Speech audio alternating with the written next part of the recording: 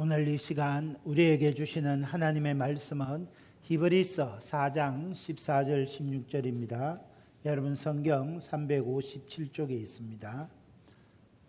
제가 한 절 읽고 여러분이 한 절 읽고 16절은 같이 읽겠습니다.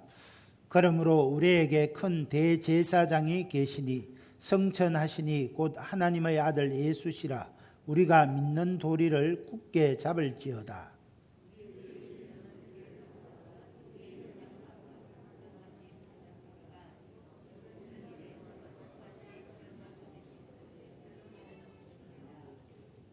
같이 읽습니다.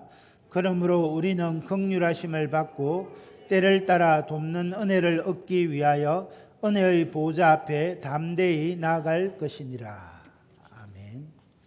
예, 광고 시간입니다. 여러분 주보 알리는 말씀란에 참고해 주시고요. 2021년 요람 자료를 수집 가운데 있습니다. 여러분 사진이나 개인 정보나 여러 가지 것들 변경된 분들이 있다면 교육자실로 알려주시기 바랍니다. 우리 서병희 성도님 또 김순신 집사님 장녀 서영아 자매 결혼식을 어제 잘 치루었습니다. 여러분 그래서 떡과 음료를 준비했는데 나갈 때 꼭 하나씩 가져가면 좋겠습니다. 예, 오늘 우리 김순신 집사님하고 재욱이하고 예배 참석했는데 한번 일어서 주세요. 예.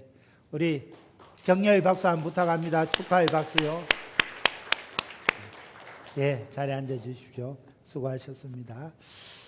여러분 새해가 시작되어서 새해 표어는 기본에 충실한 교회 이렇게 정했습니다. 그래서 예배에 충실하고 기도에 충실하고 전도에 충실하고 말씀에 충실할 때 우리 앞에 있는 세상의 파도 또 코로나의 파고를 넉넉하게 넘을 수 있다 생각합니다. 그래서 오늘은 기본에 충실한 교회, 기본에 충실한 성도는 어떤 자세로 나가야 하는지를 오늘 이 시간에 같이 한번 나누고자 합니다. 첫째, 기본에 충실한 교회는 믿는 도리를 굳게 잡습니다. 14절을 보십시오. 그러므로 우리에게 큰 대제사장이 계시니 성천하시니 곧 하나님의 아들 예수시라. 우리가 믿는 도리를 굳게 잡을지어다. 여러분 오늘 히브리서 저자는 우리에게 큰 대제사장이 계신다 그랬습니다. 여기 크다는 말은 위대하다 이런 뜻입니다. 아론의 혈통을 따른 인간적인 대제사장과는 비교할 수 없을 만큼 위대한 대제사장이 계시다는 겁니다. 여러분 이 제사장은 제사장이라는 말의 뜻은 다리를 놓는 사람이라는 뜻입니다. 여러분 대제사장이 어떤 일을 합니까? 택하신 이스라엘 백성들을 대신해서 하나님이 임재하시는 지성소에 들어가서 하나님 앞에 속죄의 제사를 드리는 사람이 대제사장입니다. 그래서 거룩하신 하나님과 하나님이 택하신 그 백성 사이에 다리를 놓아 화목하게 하는 일을 하는 사람이 대제사장입니다. 그런데 그런 대제사장과는 비교가 되지 않는 더 크고 위대하신 분이 우리에게 있다는 겁니다. 그분이 누구십니까? 성천하시니 곧 하나님의 아들 예수시라 그랬습니다. 여러분 예수님은 부활하시고 성천하셔서 하나님 보좌 우편에 올라가셨습니다. 이 땅에 있는 아론의 계통의 대제사장들은 이 땅에 있는 성막에서 하나님께 제사를 드렸습니다. 이 땅에 있는 성막은 하늘에 있는 성전의 그림자에 불과합니다. 하늘에 있는 성전의 그림자에 불과한 성막에서 하나님께 제사 드리던 그런 제사장과는 비교할 수 없는 제사장이 우리에게 있다는 겁니다. 우리 예수님은 십자가에 죽으셨다가 부활 승천하셔서 하늘에 있는 참 성소 하나님의 보좌에서 큰 대제사장으로 들어가셨습니다. 이 대제사장은 하나님의 아들이시고 나사렛 예수시라는 것입니다. 여러분 여기 우리 예수님은 하나님의 아들이시고 신성을 소유하신 분입니다. 그래서 우리에게 큰 대제사장이 계시는데 그 대제사장은 하나님의 아들, 다시 말해서 하나님이시라는 겁니다. 그와 동시에 사람이신 예수님이십니다. 우리를 위하여 십자가에 죽어주신 분이시고 사망 권세를 깨뜨리시고 사흘 만에 부활하신 분이시라는 겁니다. 이 예수님께서 직접 하늘의 성소에 들어가셔서 거룩하신 하나님과 저와 여러분 사이에 다리를 놓고 계시다는 겁니다. 그러므로 우리는 믿는 도리를 굳게 잡아야 됩니다. 여러분, 여기 믿는 도리라는 말은 고백이라는 말입니다. 여러분, 저와 여러분이 예수님을 믿고 믿음 생활하는데 우리의 믿는 도리, 우리의 고백이 무엇입니까? 그것은 바로 예수님은 하나님의 아들이시다는 겁니다. 이거 중요한데 우리 같이 한번 읽을까요? 시작. 예수님은 하나님의 아들이시다. 여러분, 예수님은 하나님의 아들이시다. 이 말은 예수님은 하나님이시다는 거예요. 이 고백은 베드로가 3년 동안 예수님을 따라다니며 보고 듣는 그 모든 사역에서 깨달은 베드로의 고백입니다. 주는 그리스도시요 살아계신 하나님의 아들이십니다. 예수님의 모든 제자들, 사도들의 공통된 고백이었습니다. 우리 예수님은 하나님의 아들이시라는 이 사실 때문에 십자가 처형을 당하게 됩니다. 마지막 공회에서 재판받을 때 대제사장이 예수님께 묻습니다. 나사렛 예수여, 네가 하나님의 아들이냐? 그러니까 우리 예수님이 너의 말처럼 내가 하나님의 아들이다 대답했습니다. 그러니까 그들이 아니 우리가 무슨 더 증거를 요구하겠느냐? 참남하도다. 나사렛 예수를 십자가에 못 박으라. 사형 판결을 내렸습니다.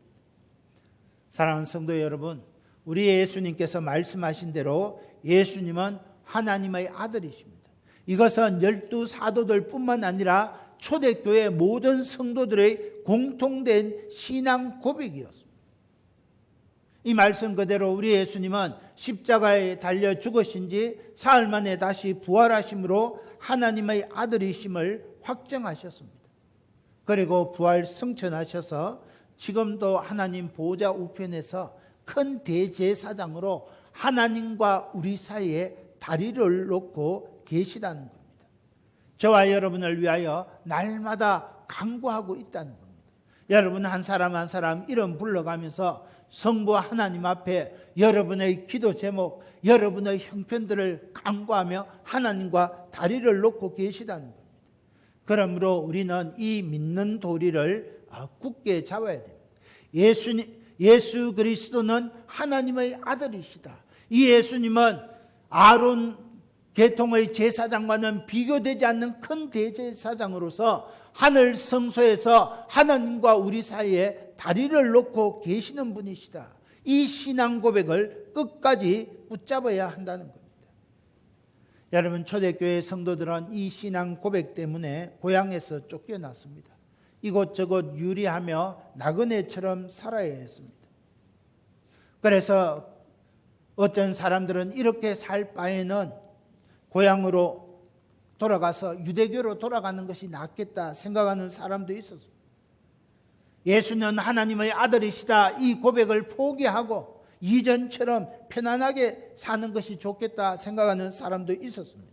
그러나 오늘 히브리서 기자는 우리가 처음 고백한 그 신앙 고백을 굳게 붙잡는 길이 승리하는 믿음이다, 이것을 강조하는 겁니다. 그래서 우리가 믿는 도리를 굳게 잡을지어다. 저와 여러분이 예수님은 하나님의 아들이십니다. 예수님은 하나님이십니다. 예수님은 하나님과 우리 사이에 다리를 놓고 있는 우리의 큰 대제사장이십니다. 이 믿는 도리를 굳게 붙잡아야 한다는 겁니다. 그러면 승리합니다. 사랑하는 성도 여러분, 오늘 2021년을 살아가면서 오늘 예수님은 하나님의 아들이십니다. 예수님은 우리의 왕이십니다. 이 도리를 방해하는 수많은 시련들이 지금 우리에게 맞닥뜨리고 있다는 겁니다. 예수님은 하나님의 아들이시고 예수님은 우리의 왕이십니다. 그러면 우리가 누구에게 경배드려야 됩니까? 누구를 찬양해야 합니까? 우리 하나님의 아들이신 우리 예수님 앞에 우리의 찬양, 우리의 경배, 우리의 모든 영광을 올려드려야 된다. 예수님이 왕이시라면 왕 대신 예수님의 말씀을 들어야 된다. 그런데 오늘 세상은 왕 대신 예수님의 말보다 세상의 말을 들으라고 우리를 그 방향으로 몰아치고 있는 겁니다. 예수님의 말씀을 들어야 되는데 하나님이신 예수님 앞에 경배를 올려드리고 예수님을 경외해야 되는데 예수님보다 세상적으로 우리의 눈과 우리의 관심을 돌리고자 하는 것이 오늘의 현실이라는 겁니다. 이런 현실에 오늘 하나님의 말씀은 그렇게 이야기합니다. 하나님의 아들 예수시라 우리가 믿는 도리를 굳게 잡을지어다. 사랑하는 성도 여러분, 믿는 도리, 예수님은 하나님의 아들이십니다. 이 도리를 굳게 잡고 놓치지 말아야 됩니다. 그런데 마귀는 끊임없이 우리의 행위를 근거로 우리를 참수합니다. 하늘에 올라가서 성천하셔서 하나님 보좌 우편에 계신 큰 대제사장 되신 예수님은 우리와는 상관없다. 이 사실을 자꾸 우리에게 이야기합니다. 마귀는 우리의 죄를 침소봉대하여 나의 죄가 너무 크기 때문에 예수님이 십자가에 흘려주신 피로는 감당할 수 없다. 그렇게 미혹합니다. 예수님께서 십자가로 하나님과 다리 놓으신 그 다리를 파괴시키려고 이야기하는 겁니다. 우리는 이런 마귀의 미혹에 넘어가서는 안 되는 것입니다. 사랑하는 성도 여러분, 우리는 오늘 이 시대에 믿는 도리를 굳게 잡아야 되겠습니다. 초대교회 성도들처럼 나사렛 예수는 하나님의 아들이십니다. 하나님의 아들이라는 이 말은 하나님이시라. 나사렛 예수 그리스도가 하나님이십니다. 그 믿는 도리를 굳게 잡고 오늘 우리에게 다가오는 모든 시험과 미혹으로부터 승리하는 그런 저와 여러분이 되시기를 예수님의 이름으로 축원합니다. 두 번째, 기본에 충실한 교회는 예수님의 도우심을 굳게 믿습니다. 하늘 보좌 우편에서 우리의 큰 대제사장이 되시는 예수님은 우리를 위하여 어떤 일을 하고 계십니까? 15절 상반절입니다. 우리에게 있는 대제사장은 우리의 연약함을 동정하지 못하실 이가 아니요. 여러분, 우리 인간은 어떤 존재입니까? 우리는 연약한 존재입니다. 그런데 이 연약함을 동정한다 그래서 동정한다 이 말은 함께 아픔을 느끼고 도와준다는 겁니다. 여러분, 그냥 마음으로만 아이고 불쌍하다 이렇게 생각하는 것이 아니라 함께 고통당하고 구체적으로 도움을 주시는 분, 그분이 바로 예수님이라는 겁니다. 동정하지 못하실 이가 아니오라고 한 것은 참으로 우리를 동정해 주신다. 반드시 우리를 불쌍히 여겨주시고 도와주신다. 그런 의미입니다. 예수님이 우리의 연약함을 반드시 도와주시는 분이라는 근거가 무엇입니까? 15절 하반절입니다. 모든 일에 우리와 똑같이 시험을 받으신 이로되 죄는 없으시니라. 여러분, 우리 예수님께서 우리의 연약함을 반드시 도와주는 그 근거는 저와 여러분과 똑같이 시험당하시고 모든 환경에 노출되었지만은 죄짓지 아니하고 승리하셨기 때문에 능히 우리를 도와주실 수 있으시다는 겁니다. 여러분, 우리 예수님께서는 성령의 능력으로 동정녀 마리아의 몸을 통하여 이 땅에 탄생하셨습니다. 그래서 예수님을 둘째 아담이라고 합니다. 여러분, 첫째 아담 에덴 동산에서 첫사람 아담도 죄 없는 인간으로 창조되었습니다. 첫째 아담이나 둘째 아담 모두 다 죄 지을 가능성을 가지고 있었지만 죄는 없었습니다. 그러나 첫째 아담은 에덴 동산에서 마귀의 시험을 받을 때 넘어가서 죄를 짓고 말았습니다. 그러나 둘째 아담 되시는 우리 예수님은 똑같이 시험 받으셨지만 죄는 짓지 아니하셨습니다. 아니, 도리어 죄를 짓지 않으실 뿐만 아니라 마귀의 시험을 물리치시고 승리하셨습니다. 그래서 우리 예수님은 우리의 연약함을 다 알고 계시고 능히 도우실 수 있다는 겁니다. 우리와 똑같이 시험 받으셨기 때문에 우리의 연약함을 아십니다. 우리 예수님은 우리를 판단하고 정죄하는 것이 아니라 우리를 도와주십니다. 그래서 히브리서 2장 18절에 이렇게 말합니다. 그가 예수 그리스도가 시험을 받아 고난을 당하셨은즉 시험 받는 자들을 능히 도우실 수 있느니라. 사랑하는 성도 여러분, 예수님은 우리와 똑같이 시험 받으셨습니다. 공생애를 시작하실 때 광야에서 금식하신 후에 물질에 대해서, 명예에 대해서, 권세에 대해서 시험 받으셨습니다. 그러나 우리 예수님은 첫째 아담처럼 미혹되지 아니하고 기록된 하나님의 말씀으로 그 모든 마귀의 시험을 물리치고 승리하셨습니다. 오늘 저와 여러분이 2021년을 새해를 열면서 맞닥뜨리는 모든 시험과 어려움, 우리 예수님이 다 알고 계십니다. 그리고 능히 도우실 수 있는 능력이 있다는 겁니다. 어떤 분은 제가 이렇게 말하니까, 아이 목사님, 예수님은 하나님의 아들이시니까 마귀의 시험점은 거뜬하게 안 물리치겠습니까? 우리하고는 다르지 않습니까? 그렇게 말씀하시는 분도 만났습니다. 여러분, 그러나 시험이라는 것을 우리가 잘 생각해 봐야 됩니다. 정말 나한테 시험이 되었다 이렇게 말할 때는 정말 그것이 나에게 큰 유혹이 되고 내 마음이 흔들리고 정말로 나도 그렇게 되고 싶었다 이럴 때 그게 시험되었다 말하는 겁니다. 여러분, 어떤 것이 왔는데 내 마음이 움직이지 아니하고 미혹되지 않을 정도 다가왔다면 시험이라는 단어를 사용해서는 안 된다는 겁니다. 마귀가 예수님을 시험할 때 우리 예수님께 아무 유혹도 안 되는 것으로 시험했을 리는 없다는 겁니다. 그렇지 않습니까? 여러분, 마귀도 영적인 존재입니다. 마귀도 바보가 아닙니다. 그래서 마귀가 예수님을 시험할 때 물질에 대해서, 명예에 대해서, 권세에 대해서 시험했을 때는 정말 우리 예수님도 그 마음이 흔들리고 미혹될 만큼 그런 시험을 했을 것이라는 겁니다. 특히 십자가를 앞두고 마귀의 시험이 얼마나 끈질겼습니까? 여러분, 예수님께서 제자들과 함께 겟세마네 동산에 기도하러 올라가실 때 이렇게 말씀하십니다. 마태복음 25장 38절입니다. 26장 38절. 이에 말씀하시되 내 마음이 매우 고민하여 죽게 되었으니.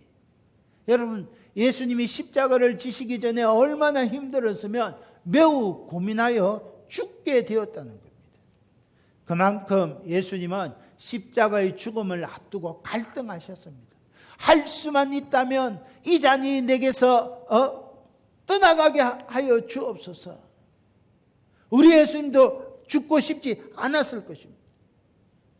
그러나 우리 예수님은 내 뜻대로 마시고 아버지의 뜻대로 해달라고 기도했습니다. 그렇게 기도하신 후에 힘을 얻고 그 마귀의 시험을 물리치고 십자가를 감당하셨습니다. 이처럼 우리 예수님은 모든 일에 우리와 똑같이 시험 받으셨습니다.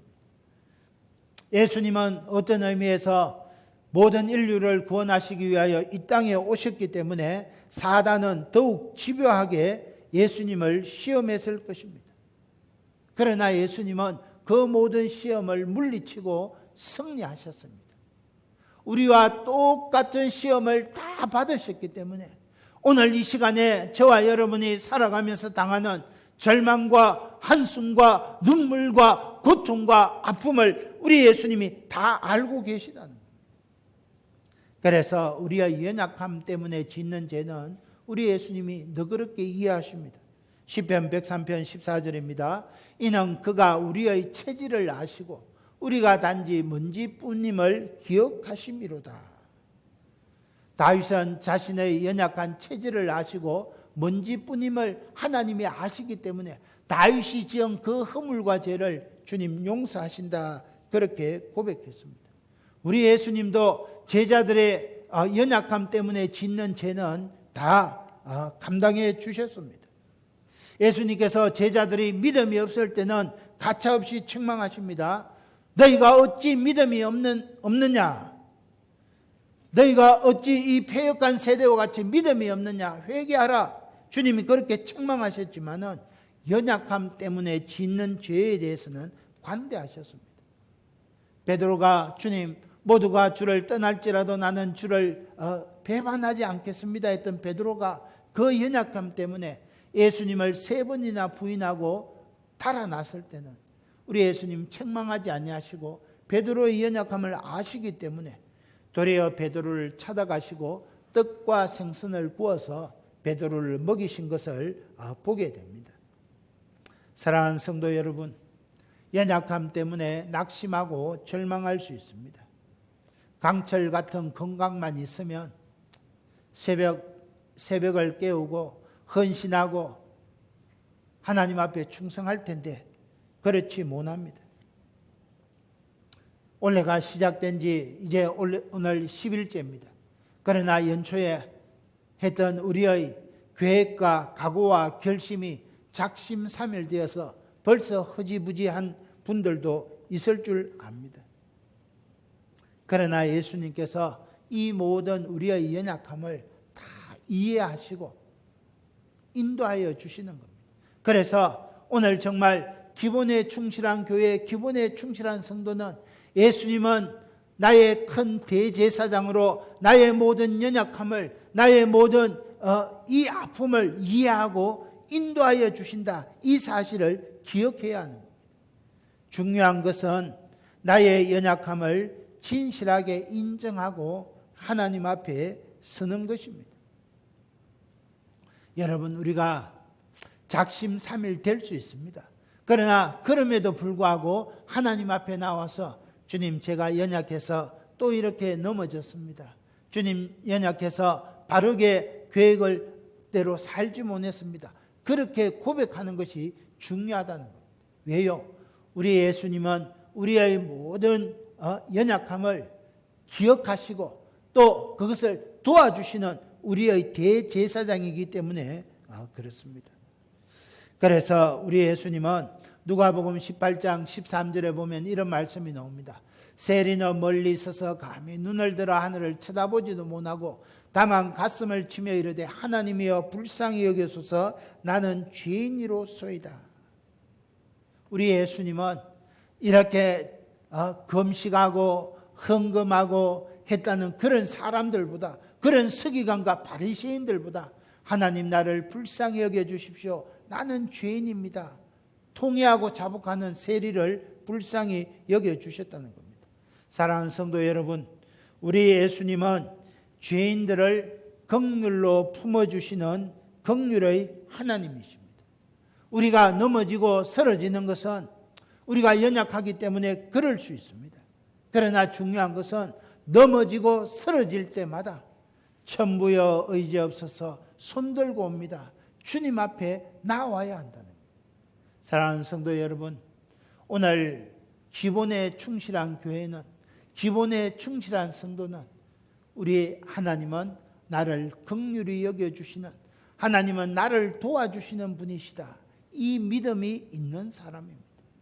2021년 새해를 열어가면서 우리 앞에 어떤 일들과 어려움이 생길지 모르지만은 우리 예수님은 나를 도와주신다. 우리 예수님은 나를 인도하신다. 이 믿음을 가지고 승리하는 저와 여러분이 되시기를 예수님의 이름으로 축원합니다. 끝으로 세 번째, 기본에 충실한 교회는 은혜의 보좌 앞에 담대히 나아갑니다.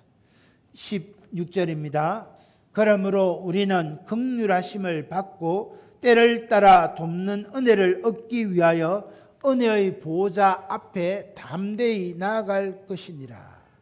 여러분, 여기 때를 따라 이 말은 적절한 시기를 의미합니다. 하나님께서 우리에게 하나님의 자비와 도움이 필요한 것을 아실 뿐만 아니라 적절하게 때를 따라 은혜를 베풀어 주신다는 것입니다. 여러분, 구약 성막에 보면 지성소가 있습니다. 지성소는 뭡니까? 지성소에는 언약궤와 속죄소가 있습니다. 그래서 이 언약궤 안에는 십계명이 새겨진 돌판이 들어 있습니다. 그 위에 금으로 만든 천사들이 날개를 펴서 덮고 있는 속죄소가 있습니다. 이 속죄소를 시언소라고 하는데, 시언소는 은혜를 베풀어 주는 자리라는 겁니다. 그러므로 우리는 어떻게 해야 합니까? 은혜의 보좌 앞에 담대히 나아가야 한다는 겁니다. 은혜의 보좌는 하나님께서 은혜를 베푸시기 위하여 기다리는 보좌입니다.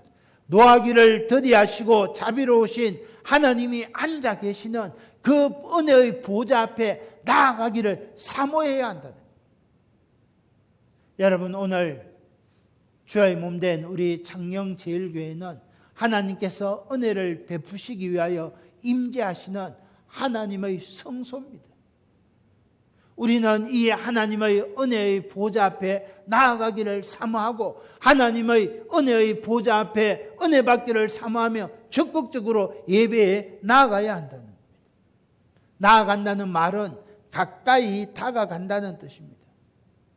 상대방을 볼 수 있고 상대방에게 말할 수 있고 만질 수 있을 정도로 가깝게 친밀하게 나아가는 것이 나아간다는 뜻입니다. 여러분, 교회에 나오지 않고 집에서 성경 보고 예배 드리면 안 됩니까? TV를 켜놓고 너튜브로 아니면 인터넷 방송으로 보면 안 됩니까? 그럴 수도 있지만은 가까이 나아간다, 이 말은 하나님을 볼 수 있고 말할 수 있고 만질 수 있도록 하나님께서 구별하여 세워주신 하나님의 몸된 교회에 나와서 그렇게 예배드리는 것을 이야기합니다.